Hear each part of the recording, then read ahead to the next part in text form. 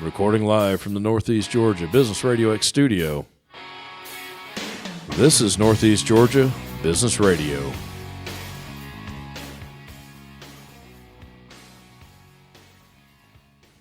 Welcome back, folks. Welcome back to another exciting edition of Northeast Georgia Business Radio. I'm your host, Tom Sheldon, and we're coming to you live from the beautiful Empower College and Career Center of Jackson County.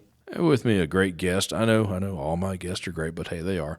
But seriously, I've got a guy in here that probably affects your day-to-day life, like every day, and you don't even realize it. But the next time you go buy something, or maybe you have it shipped to you from one of our many vast warehouses up here, you really have this gentleman to thank. I have with me Cliff Hardesty, Barcode Depot. Cliff, welcome to the Northeast Studio. Thanks for having me, Tom. I'm happy to be here. I got the last name right, didn't I? Hardesty, yeah. Okay. Some people pronounce it Hardesty. Hardesty.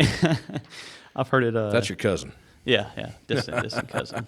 Cliff, welcome, sir. Thank you. Barcode Depot. Now, I know what that is, but not a lot of people may, but they hear barcode. Yep. So they got an idea. That's right. Now, did I build you up well enough on that? I know you really... Did I build you up? I know you put the pressure on. But it is true, though, almost every time, because you cover quite a footprint, my friend. Mm-hmm. Often, when someone receives something that was delivered to their house, regardless of who delivered it, and it has a barcode on it, that barcode got read how many times? X amount of times, a bunch. A lot. And a lot of that's because of you. Yeah, that's what we do. I guess thank you. Hey, we're out here doing the Lord's work, I guess. So you're allowing my wife to support the local warehouses multiple times every day. That's right, yeah. E-com's been huge. We're that house that we leave the drinks and stuff for the delivery guys. That's hilarious. That's we're awesome. we're first name basis with them all. Yeah. Talk to me, man. Barcode Depot. Yeah. Let's get into it. Yeah, so my dad, he actually founded the company back in 1996. He was working in the industry actually selling barcoding equipment, a little company called Markham and another company called LXC. Gotcha. And so he was in the industry at the time. If this equipment would get damaged, they would just replace it, and it would be thouusand of dollars. They would throw it out, just throw it away. And so Dad was like, well, I could probably save you some money if I just repair it. It just kind of took off from there, and word of mouth is huge. He got in with some pretty large 3PLs of the world. What 3PLs was that? Sorry. So third-party logistics. Okay. So 3PL. I'm very ignorant. My listeners are not. Yeah. They knew what that was. Me, I got nothing. 3PLs. I mean, isn't that like the third drink of the night? No. Sorry. 3PL. Think of DHL, NFI. There's some large 3PLs out there. Anybody that would warehouse for another customer. I got you. So if someone wants to be hands-off with their warehouse operations, they'll hire a DHL NFI to do all their warehousing for them. So it's something that's really been blowing up with e-com and stuff. I imagine so. Makes sense. So there's a lot of companies out there that just specialize in e-commerce. That's all they do. Yeah. They'll have 75 to 100 customers in one warehouse. Wow. And they're just doing order fulfillment and things like that. Order fulfillment. I got you. Yeah. No, I'm with you. No, I'm with you now. So we've been around since '96. Started off just as a repair shop, repairing this barcode scanners, mobile computers. If you're listening to this and you're working in a warehouse, a lot of people refer to it as a scan gun. Scan gun. So that is, that's the terminology people use in a warehouse, is a scan gun. We started repairing this equipment. We made partnerships with these big distributors like Blue Star, ScanSource. So we're able to sell new equipment to them when it's time to upgrade. And then we also got into warehouse labeling. So any type of label you see on a rack, any type of barcode or anything. With the barcode. Yeah. I got you. Yeah. So you create the barcode? Yeah, so we'll create the barcode. They'll usually send us like an Excel spreadsheet with the data that they want on it. Where they want to go with it. Yeah. That makes sense. Yeah. And then we'll give it to our production team, and then we'll print it and ship it to them, and then we'll also do installations as well. So we can do that. Made some partnerships with some software companies. So we're doing a little bit more with the software side of things, warehouse management systems and inventory control, things like that. And then we also partnered with another company that makes asset management lockers. Okay. So we're helping some companies here, even one here local that has a couple hundred devices that they just have around the warehouse. Scan guns. Wow. And a big problem with every warehouse is they don't know where these scan guns are. Oh, that's lovely. Yeah. So there's a big problem with loss and theft, and people in the warehouse just don't understand that this is $2,000, $3,000 pieces of equipment Right. we're talking about. So By the way, you need it to do your job every day. Exactly. But, they don't always think about that. exactly. Yeah. So a lot of warehouse managers are worried about accountability. I can imagine what falls on their shoulders. Yeah. They got to answer for those guns. Yeah. Scanners. Sorry. The lockers help a lot with just accountability. And When you say locker, you literally mean a physical lock it up locker. yeah, they'll have like a clear door on it so you can see it'll light up. Really? When it's ready, yeah. Like someone will walk up to it and it'll have like pretty much an iPad, and you'll tap your NFC badge or whatever form of identification you use to get into the building. So that part's pretty seamless. And then the locker will pop up, it'll light up. You can see every device that's in there, and then it'll light up green. All they have to do is push on the green button, open it up, take their device, and then they're good to go for their shift. It's a way to hold them accountable. Exactly. So they're basically checking it in and out or out and in. Yeah, and some companies are even using it for their time management. Like their time doesn't start. That would be a good way. No, I'm serious. That'd be a great way to do it. Yeah. Someone shows up at 8, and then they got to drink a cup of coffee. They got to go talk to the cute girl around the corner. That's and, right. By about 8:50, they grab their scanner and go to work. Exactly. Oh, I've been here since 8. Yeah. So-and-so saw me walk through the door. I love that. Yeah. I like accountability in general. Yep. I really do. Mm-hmm. It keeps everybody honest, and it's been a hot topic right now with general managers, and because they understand the repairs for this equipment too is so expensive. Is it? Well, I mean, it's cheaper than obviously if you buy Buying a new one. Yeah. What breaks on them? What are you repairing? And Oh, man. don't get too technical on me, but how do you break? I would think these things are like mini tanks. How do you? Oh yeah. I mean, Because so- they're going to get abused. Yeah, I mean, come on. yeah. They're That's going to the get nature of the warehouse. Exactly. Yeah. They're in a warehouse. Yeah. So everything is very ruggedized. That's why everything is so expensive with this Sure. equipment. Is Right. It's built to last, and it really is built to last. I mean, the manufacturers do a good job, but there's not much you can do when someone puts their scan gun on a forklift and it falls off and it gets smashed. They have yet to make one that can withstand a 10,000-pound Forklift 1, scan gun 0. Yeah, exactly. So we've even seen some what we'll call as everybody's going to a tablet now on the forklifts, but we call like a vehicle mount terminal. It's basically a computer with a big screen just mounted to the forklift. And we've even seen like an impression of someone's fist on the screen. So those are always fun. That last day of work. Yeah, exactly. Maybe didn't know it at the time. We've seen it all. I mean, I just want to hear about stories about stuff you see. Man, I'm loving it. That's good. That's good. So, yeah, it's interesting for sure. We get some stuff we just kind of scratch our head and we don't know how. We're not going to ask questions. Yeah, we don't need to know. Yeah, we're curious. It's funny. We can laugh about it now. Imagine for that poor manager, it's not real funny. No, that's responsible it's a for lot of money. every. And a lot of them have budgets for that type of stuff. Some of them don't. Right. So when they don't have a budget for it and getting approvals and things like that, it starts becoming a bigger problem. Exactly. For them. You've got a couple hundred scanners running around a property. Oh wow! Yeah.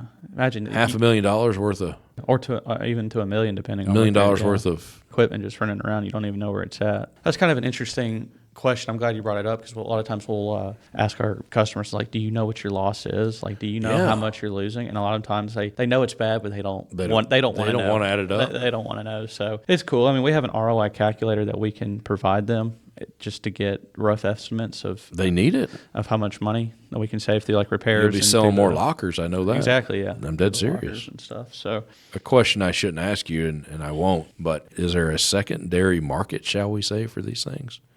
There is, yeah. Is there really? Yeah. Okay. Yeah, we don't want to go down that road. Yeah. Oh, I accidentally took it home. I don't know what happened to it. My wife threw it out. Yeah. That's horrible. Yeah. Yeah. Anything that's expensive and people realize it's expensive, you can connect the dots there. Lovely. Other than stopping massive theft, potential theft and loss, I shouldn't say theft. Everyone is innocent, blah, blah, blah. That's right. You're helping companies basically with their logistics, not just the loss side of it. Exactly. And I imagine improved logistics means less time. That means more return on investment, less money spent on quote-unquote time. Yep. All these warehouses, 3PL, I mean, anybody that's in warehousing is looking for efficiencies. Maximize. Because especially if it's a 24/7 operation, if we can just save them a couple seconds, I mean, that adds up very, very quickly. Very, very quickly. Not to get too much in the weeds, but there's mobile computers that you can wear. There's wearable devices that you can actually have on your wrist. Oh, that's Instead cool. of holding it, and it can be lost. You sit it down, forget where it's at. You can actually have a device that's mounted to your wrist, really to your forearm, and then you'll have like a ring scanner that actually goes on your finger that Bluetooths back to the mobile computer. No joke. So if you're doing a lot of picking or kitting or whatever. Moving stuff back and forth. Yeah. Whatever they're doing, whatever they're picking, it's right there on their forearm. The device is not going to get lost. So we've seen a lot of warehouses. Like we've been in a lot of warehouses. We almost try to take like a consultant role almost and say, hey, if you thought about this is what we've seen successful in one warehouse. This is how we were able to help them improve efficiency. Have you thought about this? Have you thought about that? We're just there to help the customer, whatever's best for them. Makes sense to me. Kept us in business for over 25 years now. You mentioned it earlier. You said you were partnering with different entities, different companies. Here at Northeast Georgia Business Radio, we also are very, very blessed with some great community partners. One of our great community partners is Logo Surfing Promotional Items and Apparel, your local supplier of all things branded. Contact Logo Surfing today to access the largest selections of affordable promotional products and custom apparel. Haruko and her team can provide the swag you need: t-shirts, hats, drinkware, writing instruments, banners, and much, much more. Visit logosurfing.com. That's logosurfing.com. Find the right promotional items for you. And while you're at it, visit our new website, negabrx.com, to see all our great community partners. Cliff, you still there? I'm here. There you are. What were we talking about? A big shout out to Logo Surfing. I believe you've used Logo Surfing. We have. Yep. Haruko and her team, they're awesome. Yeah. Just plain and simple. Yeah. What were we talking about, man? We were getting in the weeds or something. Yeah, we were talking about just different efficiencies and stuff that wearable scanners. Wearable scanners. That's cool. Mm-hmm. A lot of companies are switching over to those. They're noticing these devices are not getting lost as much or damaged as much. Yeah. When you actually have it on your person. Yeah. Take it out of people's hands. Exactly. Less tendency to throw it. Yep. At the screen on the forklift. I think you were mentioning partnerships. Partnerships, super important. Yeah, partnered with a lot of software or a few software companies. Because what I found is a lot of software companies, they don't want to deal with the hardware. They just want to worry about the software and let them do their thing. And then we can kind of come in and help them with the hardware, because obviously all of their customers are using hardware. So we also do a lot of service contracts. Someone will buy a device and they want a 3-year service contract on it. So if it ever breaks or something, they can ship it to us. We fix it, ship it back to them. We do a lot of that. So we help them with service contracts and help them procure new equipment and different things like that. How fast does technology move in that world? It's made to last. Very physically ruggedized. It is. Yeah. What about that's the thing. The IT part of it? These companies, they're investing a lot of money in these, so they're a little slow to update. I don't blame them. They want to hold on to it for a little while. They want to maximize that time with it. Absolutely. Self-defense. Exactly. So we do a lot of leasing too. So there's some companies that want to, get new equipment every 3 to 5 years. So and they don't have to worry about ever owning it. How about that? So a lot of people like utilizing that. It frees up a lot of capital. Oh yeah. If you're talking $200,000, $400,000, you know, for devices, $500,000 worth of devices. Instead of dropping all that money at once, they're like, yeah, well, we'll just pay $10,000 a month or something like that. Just $10,000. Just $10,000. Yeah, no. It's one of those things. People don't really think about it, but the warehouse really has to have this technology to operate efficiently. It would shut down immediately. Yeah. And a lot of the industry is going towards robotics. You see Amazon there investing billions and billions of dollars in automation and these robots and stuff. We're probably 15, 20 years away until all the warehouses are fully automated, but it's, very few people. It's moving in that direction for sure. That AI stuff, does it basically work off of the barcode system? I've seen some of them actually use the barcodes. Some don't. And some don't. Yeah, a lot of it's that's scary. I don't know that much about the robot. If we're going down a rabbit hole, forgive me, but I'm surprised to hear that. I can't say I'm relieved to hear that. I think a lot of them use like geofencing and now you're really getting over the head. Yes. Those robots know exactly where they are in the warehouse, and then they're GPS inside a warehouse. Yeah, pretty much. Yeah. Okay, so they're going by location, not by product.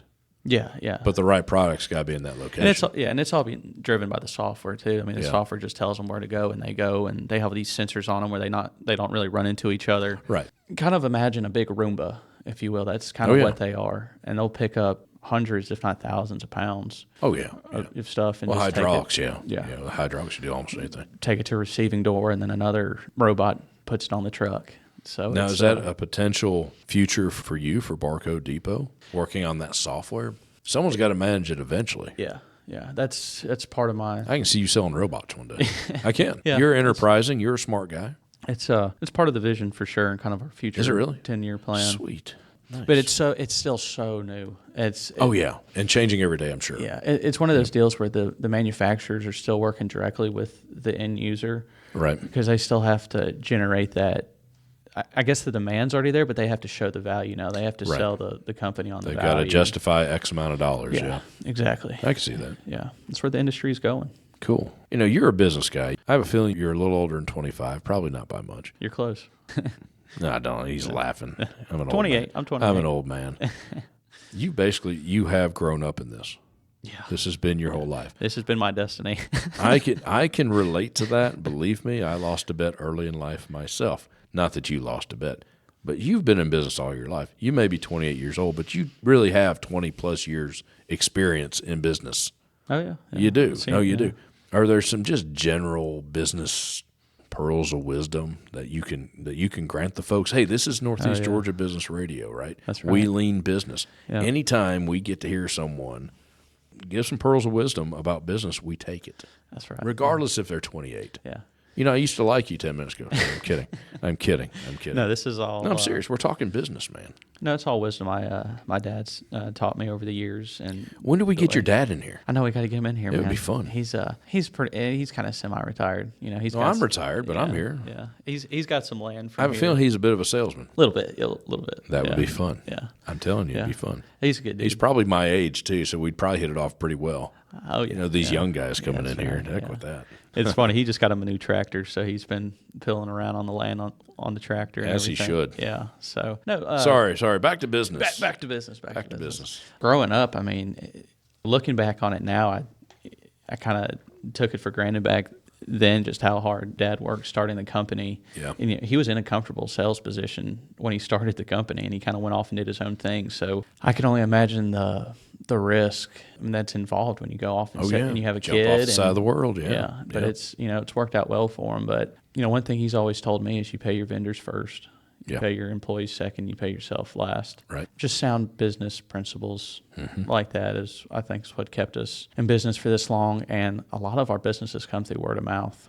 Cool. Just being your real, authentic self, doing what you say you're going to do, show up on time. That's half of it right there. Show up, honestly, early. Growing up, going to church on Sundays, I mean, we were at church 30 minutes early. That's right. That's right. If you're there on time, you're 10 minutes late. That's right. That's right. That's just the little things that you can control. There's so many things that are out of our control. Oh, yeah. But if you can control and really perfect the things that you can control, it'll do wonders. It'll do wonders for you. There is no secret formula out there, especially. Well, you got to be yourself. That is part of the formula. Yep. You got to be yourself. At the end of the day, you sell yourself. And you people, really do. and you mentioned it earlier. People like working with people that they like. They like know, like, and trust. Exactly. Yeah.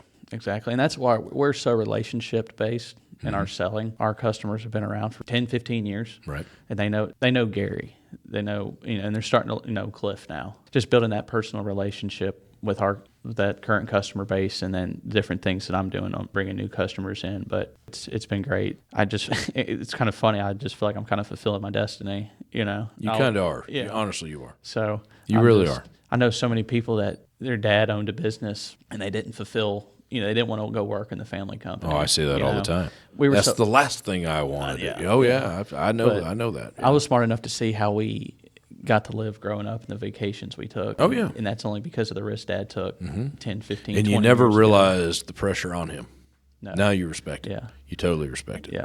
Oh yeah. No, I'm with you on all that. Entrepreneur listening, there is no secret formula. It's just show up, be on time, be consistent. If it's a product, make a quality product. Yeah. And consistency is key. It's really just the Chick-fil-A formula, right? Pretty much. A great product and do it consistently. That's right. Before we wrap up, I got to bring it up. Yeah.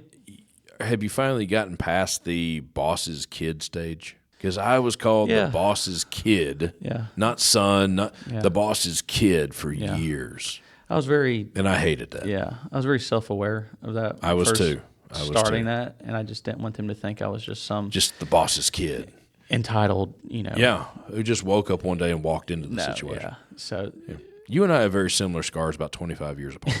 Yeah. Honestly. So, you earn somebody's respect. You don't just go in there and bossing people around. Like, you have to have a mentality if you're part of the team. And being somebody in leadership, it's our responsibility to set your people up for success. They don't. Right. They might work yeah. for you, but you're working for them, really. And the rest will take care of itself. One of the hardest things I had to realize is that my employees, they are employees. Mm-hmm. They're not going to give the same 190% that I'm giving, nor should they. They are the employee. Yep. I want them to be good, don't get me wrong. At a young age, I just couldn't understand why so-and-so would just say, man, I'm done with it for now. Or I couldn't understand that. End of the day, though, they are an employee. Yeah, and they don't have as much skin in the game. Exactly, right? So, exactly. And that's why an owner gets paid the way they do, because they took the risk. Well, there were a lot of times when I didn't get paid, but, Well, right. But when he gets more established. And made it happen eventually. I think people kind of forget the risk that these entrepreneurs take when they go out on their own. That's just it, Well, my job brings in $10,000. I should get half of that. Well, yeah, and if you want to pay half of the insurance and half of this and half of that over there and half of the taxes, yes, you can have whatever you want. Yeah, go for it. Yeah, overnight success. Right? Yeah. Do we have a website? We'll wrap this bad boy up. Yeah. Do we have a website? Yeah. So people can find us at www.bcd, as in obviously Barcode Depot, the number 4RF, as in radiofrequency.net. And you can find us on LinkedIn at Barcode Depot, or it's easy to find me, just Cliff Hardesty, and you can find more information about us there. Awesome. Yeah. Cliff, thanks for coming in, brother. Yeah, man. Thanks for having me. You're welcome. They're going to play my music any second. Oh, they're playing it. It sounds good. Cliff, thank you again, brother. And thanks for having me. Really enjoyed the Don't conversation. be a stranger. Don't be a stranger. Folks, BCD4RF.net. That's the number 4. I'm Tom Sheldon. We'll talk to you soon.